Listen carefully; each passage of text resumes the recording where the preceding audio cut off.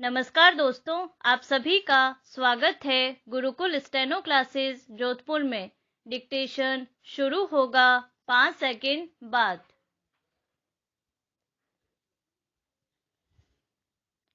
भ्रष्टाचार एक बहुआयामी अवधारणा है। विराम। सामान्य शब्दों में भ्रष्टाचार को बुरा या बिगड़े हुए आचरण से रूपायित किया जाता है। विराम। वैसा आचरण जो अनैतिक और अनुचित हो। विराम। इस कसौटी पर तो बलात्कार भी भ्रष्टाचार ही माना जाएगा, पर ऐसा नहीं है। विराम। समाज विज्ञानियों के अनुसार भ्रष्टाचार में धन की उपस्थिति और सार्वजनिक पद का दुरुपयोग अनिवार्य है। विराम। यानी निजी लाभ के लिए सार्वजनिक शक्ति का इस प्रकार प्रयोग करना जिससे कानून भंग होता हो या समाज के मानदंडों का विचलन होता हो, उसे भ्रष्टाचार कहते हैं। विराम। किंतु इतने भर से भ्रष्टाचार परिभाषित नहीं हो जाता है। विराम। क्या परीक्षा में शिक्षक द्वारा नकल करवाना, कॉपी में परीक्षक द्वारा अंक बढ़ाया जाना भ्रष्टाचार नहीं है? प्रश्नवाचक। भले इसमें धन की उपस्थिति न हो बल्कि यह एहसान भर हो, परंतु इस प्रकार का एहसान भी भ्रष्टाचार ही कहा जाएगा, क्योंकि इसमें सार्वजनिक पद का दुरुपयोग शामिल है। विराम। क्या क्लर्क, चपरासी, अधिकारी या शिक्षक द्वारा अटेंडेंस लगाने के बाद भी अपने कार्य से गायब रहना भ्रष्टाचार नहीं है? प्रश्नवाचक। भोजन में मिलावट या नकली दवाएं बेचना भी भ्रष्टाचार ही है, क्योंकि यह लोक स्वास्थ्य को प्रभावित करता है। विराम।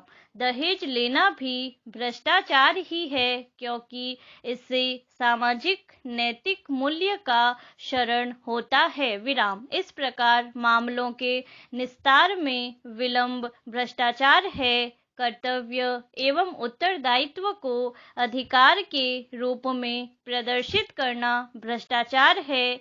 निर्णय लेने में देरी या आनाकानी करना भ्रष्टाचार है। जाति, पंथ, गोत्र, मूल, लिंग या वंश के आधार पर पक्षपात करना भ्रष्टाचार है तथा उत्तरदायित्व को स्वीकारने से भागना भ्रष्टाचार है। विराम। अतः निसंदेह भ्रष्टाचार के विविध आयाम हैं, जिसे परिभाषित करना मुश्किल है। विराम। पैरा। भ्रष्टाचार एक विश्वव्यापी तथ्य है। विराम। यह अनंत समय से प्रत्येक समाज में किसी न किसी रूप में विद्यमान रहा है। विराम। हालांकि आम भारतीय जनता अभी भी वैसी भ्रष्ट नहीं हुई थी। विराम।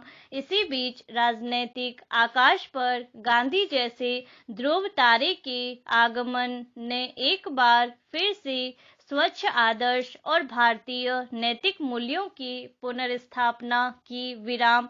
यद्यपि गांधी का यह आदर्श उच्च राजनैतिक अभिजातीय वर्गों में लगभग 3 चुनावों तक कायम रहा, लेकिन 70 के दशक से इसमें भारी गिरावट दर्ज हुई। विराम। इंदिरा गांधी के शासनकाल से जो संस्थागत राजनीतिक भ्रष्टाचार का आगाज हुआ, वह लगभग 25 लाख करोड़ रुपए के घोटालों के बावजूद आज भी बदस्तूर जारी है। विराम।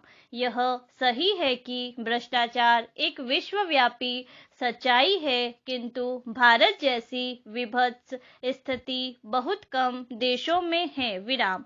आज भारत में मंत्री से लेकर संतरी तक बेईमान नजर आते हैं, और यहाँ हद यह है कि भ्रष्टाचार का आरोप साबित होने के बाद भी किसी को सजा नहीं मिलती है। विराम। लेकिन भारत में कितने ही घोटाले साबित हो गए, पर कोई सरकार नहीं गिरी विराम। एक अंतर यह भी है कि विकसित देशों में उच्च स्तरीय व्यापार या खरीदारी में ही भ्रष्टाचार है विराम, जबकि भारत में रेल आरक्षण से लेकर सिनेमा का टिकट खरीदने तक में, बच्चों को प्राथमिक स्कूल से लेकर सरकारी कॉलेजों में एडमिशन तक में तथा सरकारी अस्पताल को बिस्तर से लेकर गैस सिलेंडर खरीदने तक में हर जगह घूस देना पड़ता है विराम।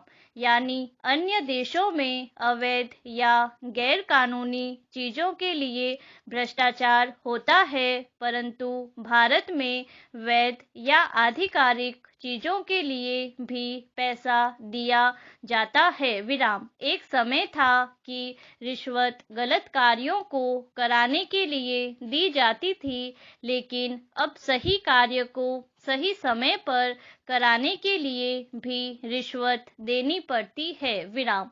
अतः भ्रष्टाचार एक नासूर बन चुका है। इसलिए प्रश्न लाजिमी है कि भ्रष्टाचार होता क्यों है। प्रश्नवाचक पैरा। भ्रष्टाचार की शुरुआत लोभ से होती है और नाजायज धन अर्जन के बावजूद भी इसका समापन नहीं होता, क्योंकि लोभ बढ़ता ही जाता है विराम। भ्रष्टाचार के कारणों में स्वार्थ, आर्थिक विषमता, असंतोष, भाई भतीजावाद तथा नैतिक मूल्यों का हनन शामिल है विराम। कुछ अन्य कारणों में सरकार की आर्थिक नीतियां, आवश्यक वस्तुओं की कमी, वैश्वीकरण, उदारीकरण के कारण उपभोक्तावादी संस्कृति में वृद्धि तथा चुनावी खर्च का बढ़ता स्तर जिम्मेदार है विराम। भ्रष्टाचार ने हमारे समाज को कई प्रकार से प्रभावित किया है विराम।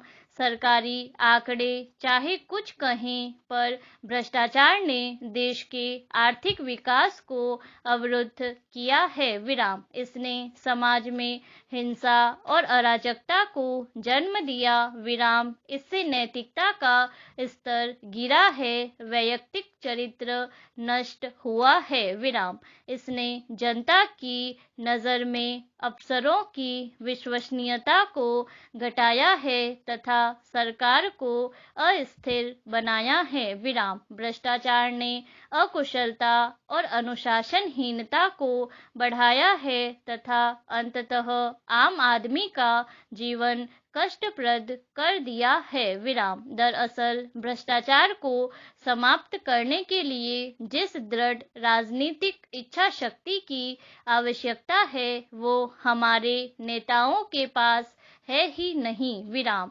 इनके लिए बस भ्रष्टाचार चिंता का विषय है, लेकिन उस चिंता में संजीदगी नहीं है विराम। इसके अलावा संदिग्ध अधिकारियों को संवेदनशील पदों से दूर रख उदारवादी नीतियों को सावधानी से लागू किया जाए तथा नियमों के उल्लंघन पर त्वरित व उचित दंड का प्रावधान सुनिश्चित किया जाए तो बहुत हद तक भ्रष्टाचार पर अंकुश लगाया जा सकता है विराम। हालांकि ये सारे उपाय भी नाकाफी सिद्ध होंगे यदि समाज में नैतिक मूल्यों की स्थापना न की जा सके विराम।